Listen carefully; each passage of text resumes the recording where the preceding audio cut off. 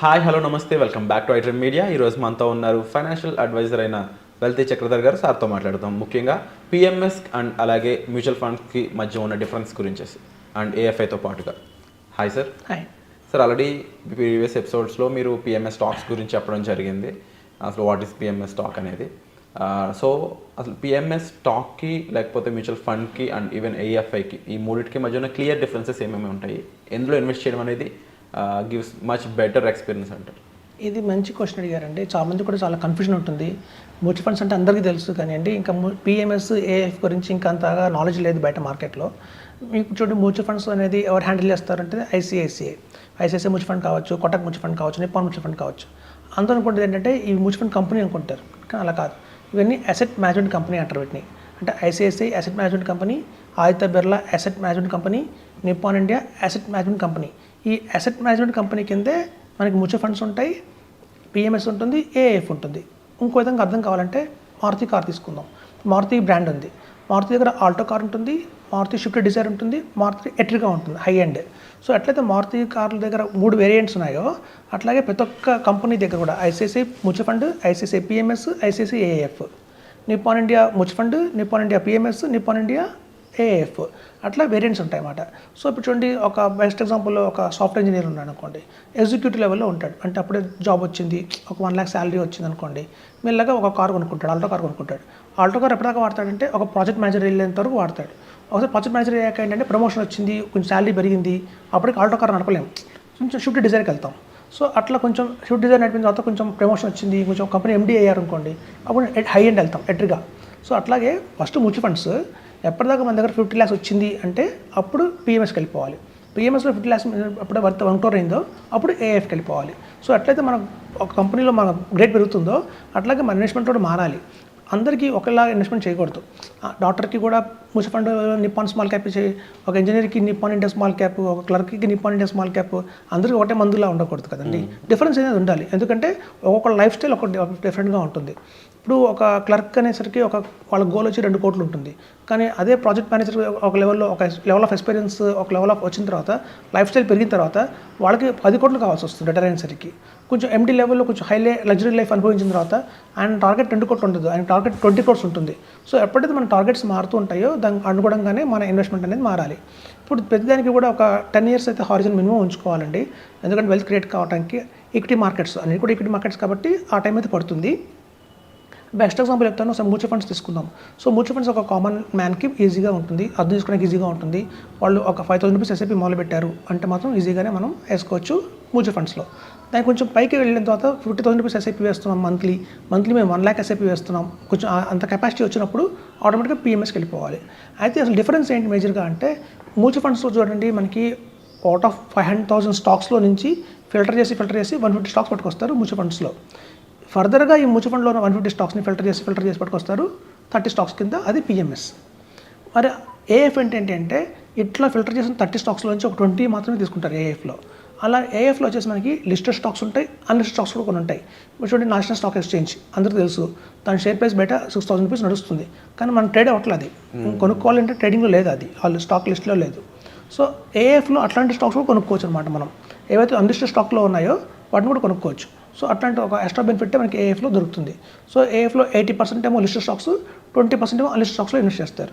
So మనకి ఏఎఫ్లో కూడా categories ఉంటాయండి, ఏ కేటగిరీ 1, 2, 3 అని. 3 is the బెస్ట్ కేటగిరీ అని చెప్తాం, మేము అదే స్ట్రాంగ్గా రికమెండ్ చేస్తాం. ఇందులో ఏమి ఇంక్లూడ్ అయి ఉంటాయండి? సో రియల్ ఎస్టేట్లో వచ్చి మనకి ఇప్పుడు చూడండి, ఏఎఫ్ కేటగిరీ 1, 2లో రియల్ ఎస్టేట్ కూడా ఉంటుంది. రియల్ ఎస్టేట్ అని, ప్రైవేట్ ఈక్విటీ అని అలా కొన్ని ఉంటాయి అన్నమాట. ఏంజల్ ఇన్వెస్టర్స్ అంటారు వాటిని. సో అవి మనం జనరల్గా రికమెండ్ చేయము. మనకున్న పరిధిలో మనం చేసుకోవాల్సిన బెస్ట్ ఏంటంటే కేటగిరీ 3. సో ఏఎఫ్లో ఒక అడిషనల్ బ్యూటీ ఏంటంటే ట్యాక్స్ పడదు. మనకి ఎంతైతే చూడండి మ్యూచువల్ ఫండ్స్లో కానివ్వండి, పిఎంఎస్లో కానివ్వండి, ఎంత గెయిన్ వస్తే అంత గెయిన్ మనం ట్యాక్స్ కట్టాల్సి వస్తుంది. ఏఎఫ్లో అయితే మనకు ట్యాక్స్ ఫ్రీ ఉంటుంది, అంటే మన హ్యాండ్స్ వచ్చేప్పుడు ట్యాక్స్ ఫ్రీ అవుతుంది. అందుకే జనరల్గా మేము ఎన్ఆర్ఐస్ అందరికీ కూడా బ్లైండ్గా చెప్తాము, ఏఎఫ్లో వెళ్ళిపోండి, మీకు ట్యాక్స్ ప్రాబ్లం ఉండదు. ఇలా డ్యూయల్ ట్యాక్స్ పడుతుంది, ఇక్కడ ట్యాక్స్ కట్టాలి, మళ్ళీ అక్కడ ట్యాక్స్ కట్టాలి, పాన్ నెంబర్ ఇవ్వాలి, ఆధార్ కార్డు ఇవ్వాలి. ఇప్పుడు చూడండి, చాలామందికి ఆధార్ కార్డు లేదు ఎన్ఆర్ఐస్కి, ఎప్పుడో వెళ్ళిపోయారు, 10 years బ్యాక్ 15 years బ్యాక్ వెళ్ళిపోయారు, అసలు ఆధార్ కార్డు అంటే ఆ టైంలో లేదు. వాళ్ళంతా ఎన్ఆర్ఐ అకౌంట్స్ ఉంటాయి. సో వీళ్ళన్నీ కూడా ఏంటంటే కాంప్లికేషన్స్ చాలా ఎక్కువ ఉంటాయి వాళ్ళు ఇన్వెస్ట్ చేయడానికి ఈక్విటీ మార్కెట్లో ఇండియాలో, అయితే ప్రీమియస్లో కావచ్చు, మ్యూచువల్ ఫండ్స్లో కావచ్చు. సో వాళ్ళందరికీ కూడా మనకి బెస్ట్ ఇన్వెస్ట్మెంట్ ఏదంటే ఏఎఫ్. Alternate investment fund. ఇందులో ఎన్ఆర్ఐస్ ఎలా అంటే వాళ్ళకి పాన్ కార్డ్ లేకుండా కూడా ఇన్వెస్ట్మెంట్ చేయొచ్చు. త్రూ గిఫ్ట్ సిటీ అని ఒకటి ఉంటుంది గుజరాత్లో, దాని నుంచి కూడా ఇన్వెస్ట్మెంట్ చేసుకుంటాం మేము. సో అట్లా ఆ రూట్లో కనుక తీసుకుంటే మాత్రం కేవలం $1,25,000 రూపంలో వాళ్ళు ఇన్వెస్ట్మెంట్ చేయొచ్చు. వచ్చిన ప్రాఫిట్ కూడా వాళ్ళు డాలర్స్లోనే వాళ్ళు తిరిగి ఇస్తాం కాబట్టి వాళ్ళు హ్యాపీగా అక్కడ వాళ్ళకి అసెట్ కొనుక్కోవచ్చు, అక్కడ చిల్డ్రన్ ఎడ్యుకేషన్ కోసం ఉపయోగపడవచ్చు, అట్లా చేయొచ్చు. సో బేసికల్గా ఇదండి మ్యూచువల్ ఫండ్ పిఎంఎస్కి ఏఎఫ్కి అర్థం కావడానికి మన మారుతి కార్లో ఎట్లయితే ఆల్టో ఉంటుందో, ఆల్టో, స్విఫ్ట్ డిజైర్, ఎట్రిగా డిఫరెన్సెస్ ఏంటి అనేది అలా ఉంటుందో, ఒక హై ఎండ్కి వెళ్తున్న కొద్దీ మనం అలా మార్చుకుంటున్నామో అలాగే మ్యూచువల్ ఫండ్స్ అనేది కొంతకాలమేనండి. 50 lakhs వచ్చేదరికే 50 lakhs వచ్చాయి అంటే ఆటోమేటిక్గా పిఎస్కి మూవ్ అయిపోవాలని చెప్తున్నాను.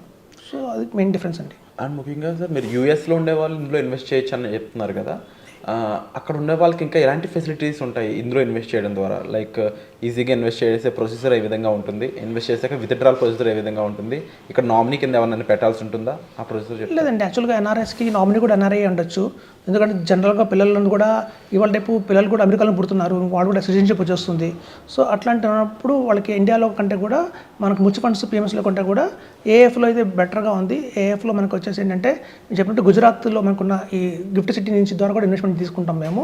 వాళ్ళకి ప్యాన్ ఉంటే సరిపోతుంది, అది కూడా లేకపోయినా పర్వాలేదు. ఇండియాలో బ్యాంక్ అకౌంట్ ఉన్నా లేకపోయినా కూడా పర్వాలేదు, యూఎస్లోనే బ్యాంక్ అకౌంట్తోనే మనం ఇన్వెస్ట్మెంట్ చేయొచ్చు.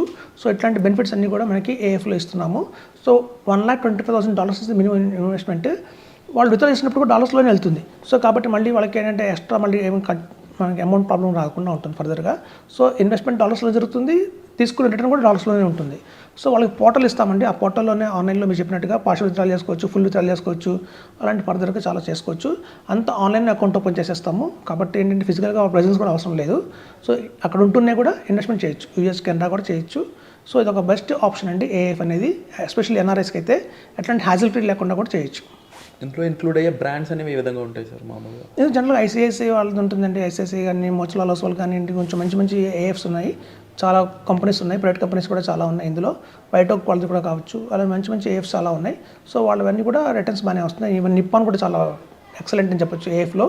పిఎంఎస్లో వాళ్ళ పర్ఫార్మెన్స్ కొంచెం తగ్గింది కానివ్వండి, బట్ వేరే ఏఎఫ్లో కూడా దర్ లీడింగ్ అని చెప్పొచ్చు. మ్యూచువల్ ఫండ్స్లోనూ ఏఎఫ్లోనూ నిప్పాన్ ఇస్ నెంబర్ 1 అని చెప్పొచ్చు. హిస్టారికల్గా హైయెస్ట్ రిటర్న్స్ ఏమైనా చెప్పగలరా సార్ దీనికి?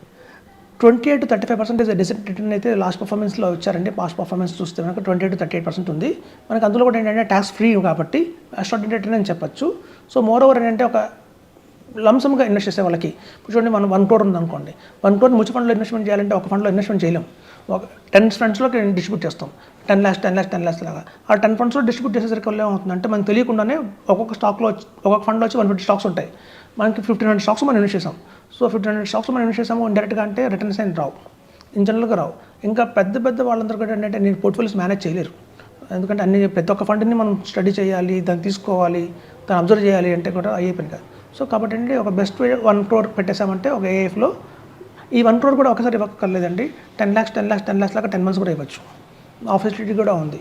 లేదా ముందు 25 lakhs ఇచ్చి తర్వాత 25 lakhs కూడా ఇవ్వచ్చు. అలాంటి కాంబినేషన్స్ చాలా ఉన్నాయండి మనకి ఏఎఫ్లో. లంసమ్గా కూడా ఒకసారి 1 crore ఇవ్వాల్సిన అవసరం లేదు, ఉంటే ఇవ్వచ్చు, లేదంటే కూడా పార్ట్స్ లాగా కూడా ఇవ్వచ్చు. అలా కూడా ఏఎఫ్ తీసుకుంటుంది. అయితే 1 yearలో మనం కంప్లీట్ చేయాలి అంతే.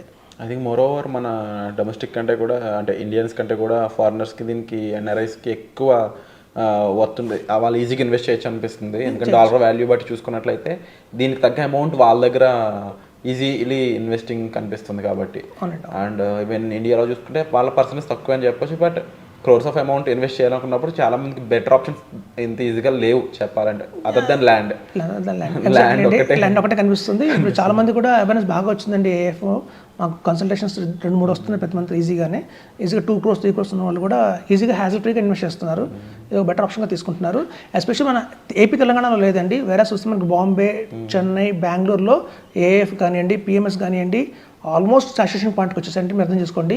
మొత్తం ఏఎఫ్ ఇండియాలో ఉన్న కాంట్రిబ్యూషన్ ఎంత అంటే 48,000 crores ఉంది. సో అంత వాల్యూమ్ ఉన్న బిజినెస్ ఇది. యాక్చువల్గా ఆల్రెడీ అయిపోయింది, ఇది పాస్ట్లో అంత అమౌంట్ అయితే ఉంది. సో కాబట్టి ఏంటంటే అవేర్నెస్ బాగా పెరిగిందండి. ఇప్పుడిప్పుడే సౌత్కి వస్తుంది, ఇప్పుడు కొంచెం అవేర్నెస్ పెరుగుతుంది.